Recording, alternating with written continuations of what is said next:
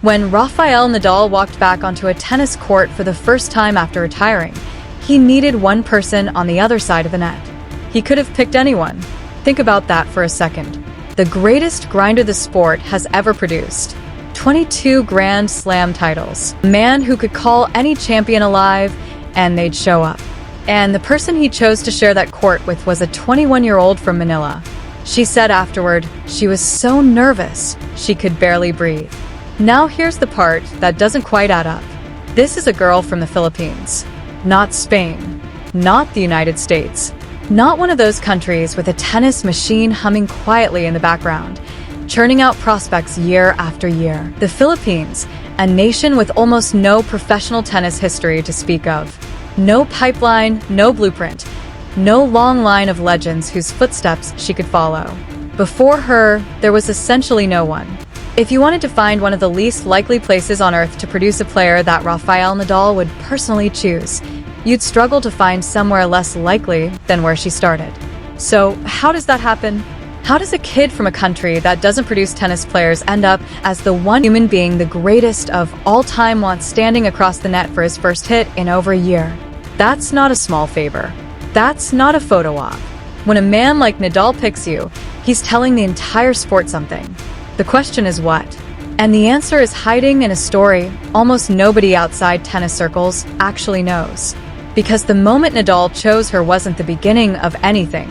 It was a payoff. The last page of a chapter that started 8 years earlier, with a decision so big, so frightening, that most adults wouldn't have the nerve to make it, let alone a child. A decision that cost her almost everything familiar in her life. And for years, it looked like it might have been a mistake. To understand why that practice court meant everything, why she was shaking, why it mattered so much more than it looked, you have to go all the way back.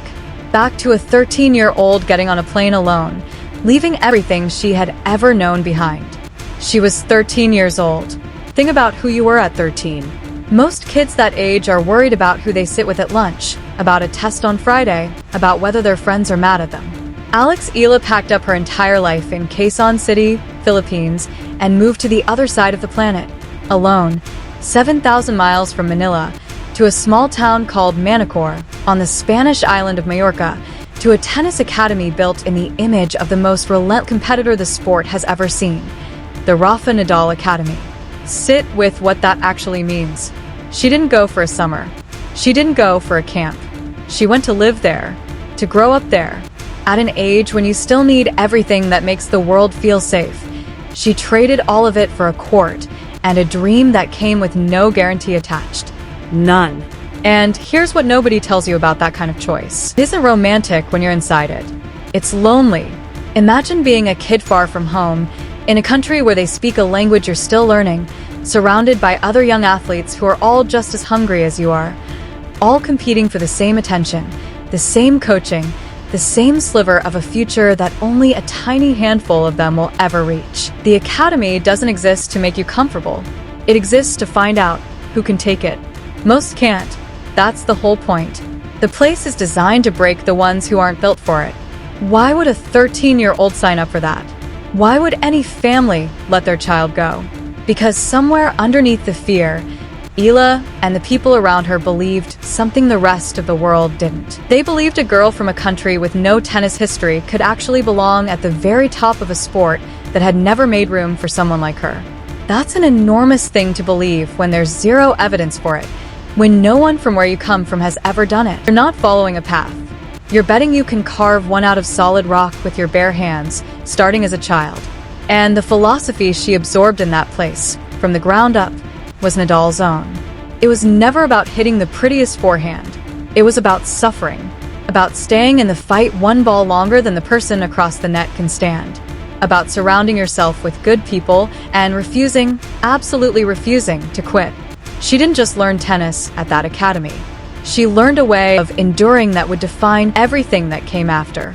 If you've ever made a terrifying bet on yourself, left something safe for something uncertain, walked away from the comfortable thing because you believed you were meant for more, then you already understand Alex Eala better than most tennis analysts do. But here's the hard truth about betting your childhood on a dream. Wanting it and getting it are two completely different things. And for years, the tennis world had a very clear, very quiet opinion about exactly how far a girl like her could really go. Here's the cruel irony nobody wanted to say out loud. She grew up at the most famous clay court academy on the planet, an academy named after the king of clay himself. And clay turned out to be the surface she struggled with the most. Let that land for a second. The one thing that place is built around, the red dirt that made Nadal a god, was the exact ground where his own prospect looked most lost. An entire clay season could chew her up and spit her out. The prodigy of the clay temple, uncomfortable on clay. If you wanted a sign the universe had a sense of humor about this kid, that was it. And it wasn't just the surface. It was the scoreboard. The one that matters most. By early 2026, after years of work, after all that sacrifice, after leaving home as a child and grinding through her teens far from everyone she loved, Alex Eala had still never won a single match in the main draw of a Grand Slam. Not one. The 4 biggest tournaments in the sport, the only ones history actually remembers. And her record, there was a clean, brutal 0. She'd show up. She'd walk out onto the biggest stages tennis has to offer. And she'd lose in the first round, again and again. How long can you keep believing in a bet that keeps not paying off? Look at the start of that 2026 season. The Australian Open, the first Grand Slam of the year. A fresh start, a clean slate. She lost in the first round. Singles gone. Then the doubles gone too, also in the opening round. 1 trip to Melbourne, 2 quick exits, and a flight home with nothing. For a player who is supposed to be rising, that isn't a setback. That's a question mark drawn in permanent ink. Was Melbourne the real Eala, and Miami the fluke everyone had been waiting to see exposed?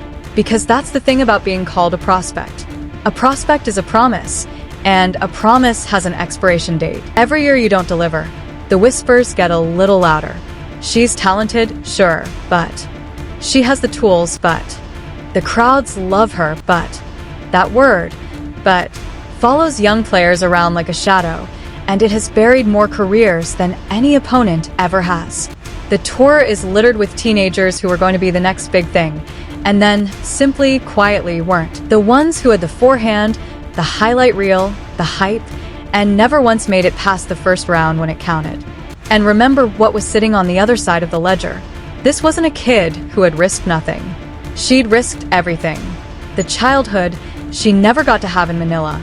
The years away from her family. The normal life every other 13-year-old got to keep. All of it wagered on the idea that she would one day belong among the best. And here she was, in the prime of her youth, still standing at 0, in the only rooms that decide whether any of it was worth it. What do you tell a girl who gave up her entire childhood and still can't win one match on the stage she gave it up for? Picture it from her side. You fly across the world at 13. You suffer through the lonely years. You absorb the philosophy. You put in the work nobody sees. And you walk out for your Grand Slam match, and you lose, and you pack your bag, and you do it all over again the next time and the next. The doubt doesn't come from the outside anymore at that point.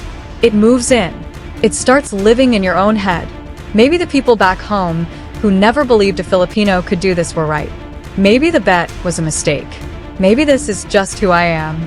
That's the edge she was standing on at the start of 2026. A career hanging in the space between extraordinary potential and a record that said it might never come true. The dream and the doubt pressed right up against each other, waiting to see which one would win. And then, over 4 days in Miami, on a hard court 5,000 miles from Mallorca, everything she'd bet her entire childhood on finally came due. Swiatek. Madison Keys, 2 of the biggest names in the sport.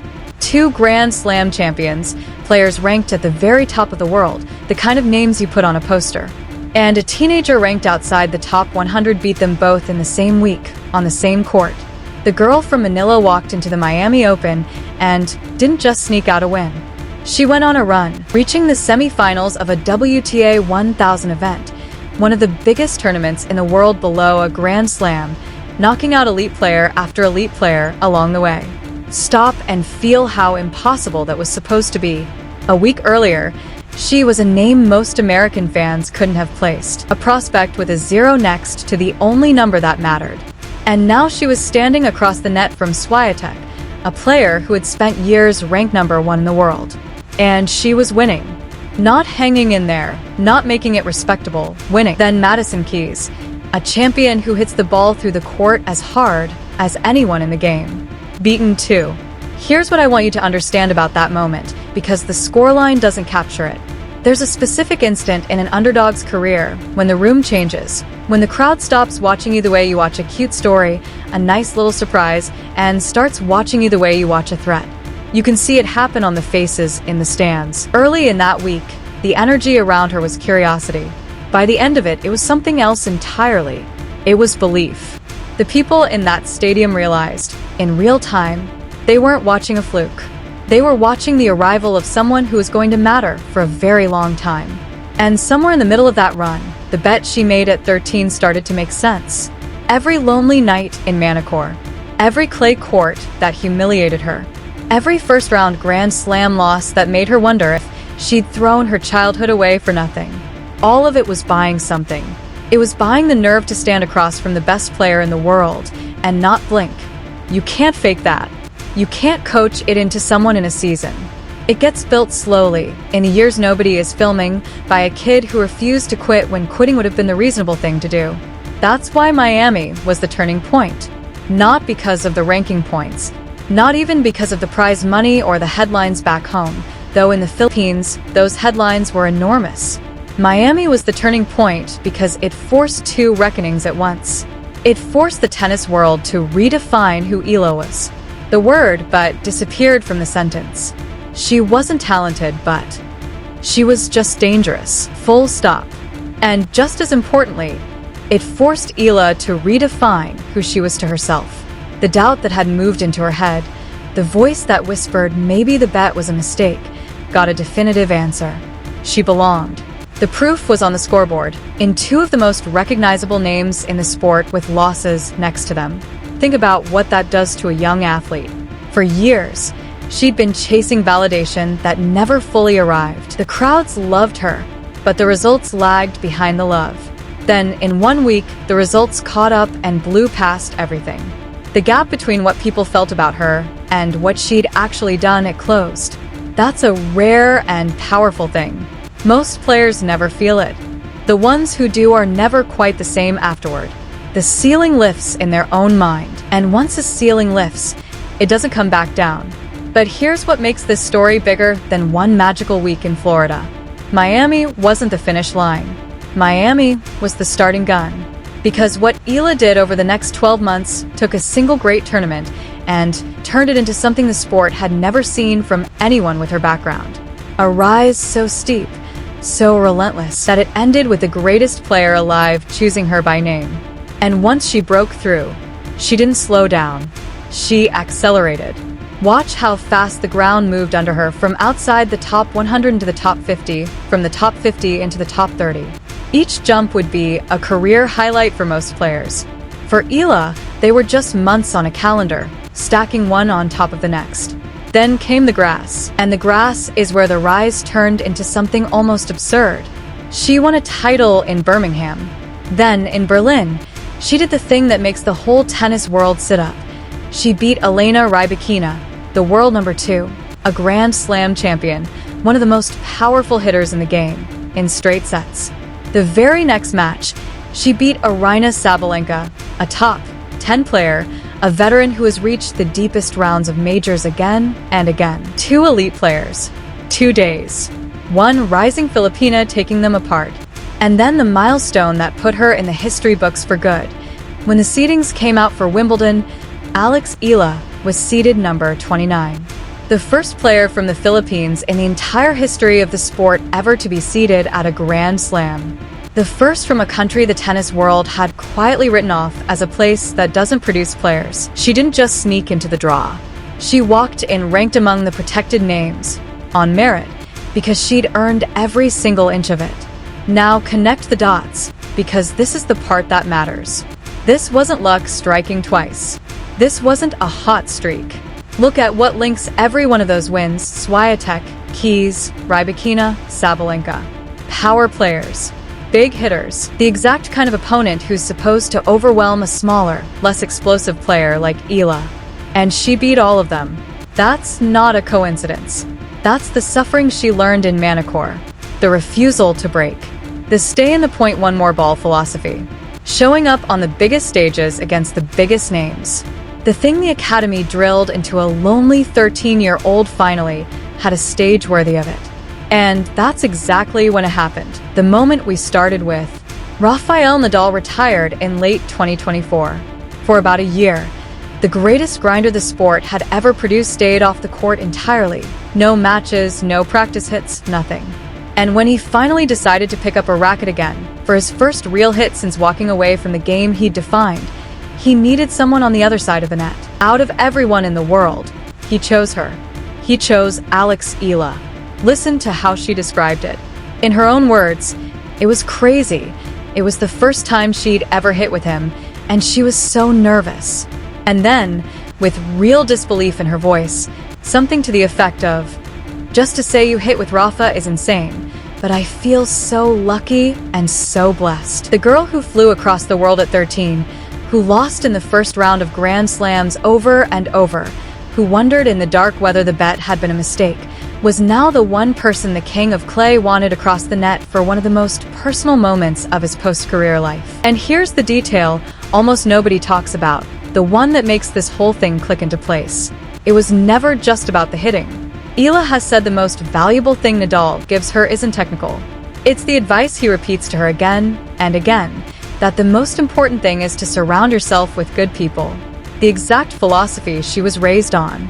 And it goes deeper still, because sometimes the person coaching her at that academy is Tony Nadal, the uncle, the man who built Rafa's mind from scratch, forged the greatest competitive engine tennis has ever known. That's who has quietly been shaping Eala too. So when Rafael Nadal chose her, he wasn't doing a favor for a promising kid. He was recognizing something in her that he spent his entire career being known for. And that's so much bigger than one practice session. This was never really just about a practice session. When the greatest grinder in tennis history chose a girl from a country with no tennis pipeline to stand across the net from him, he wasn't picking a hitting partner. He was passing something down. He was looking at a 21-year-old from Manila and seeing the same thing that had lived inside him. The refusal to break, the willingness to suffer one more ball. And every kid in the Philippines watching that moment understood exactly what it meant, even if they couldn't put it into words. Because Alex Eala was never just one player chasing one dream. She is the answer to a question millions of kids in places like hers have been told to stop asking. The kid in a country the tennis world ignored. The kid with no legend to follow, no path already cut, no proof that someone like them could ever belong. For all of them, she's living evidence that the map can be redrawn, that you don't have to be born in the right country, with the right academy down the road, to end up across the net from the greatest of all time. You just have to be willing to make the terrifying bet, and then refuse to quit long enough for it to pay off. That's what Nadal recognized. Not a forehand, a spirit. The same one that made a 13-year-old get on a plane alone and bet her whole childhood on a future nobody could promise her. He spent 2 decades being the most stubborn competitor the sport had ever seen. And when he looked across the net at her, he saw it looking back. So think about where this story actually stands right now. She left home at 13, chasing a dream nobody outside her own family truly believed in. She lost in the first round of Grand Slams until the doubt moved into her own head. And then she beat the best players in the world, became the first-seeded player in her nation's history, and got chosen, by name, by the King of Clay himself. That's the chapter that's already written. But she's only 21 years old. Let that sink in.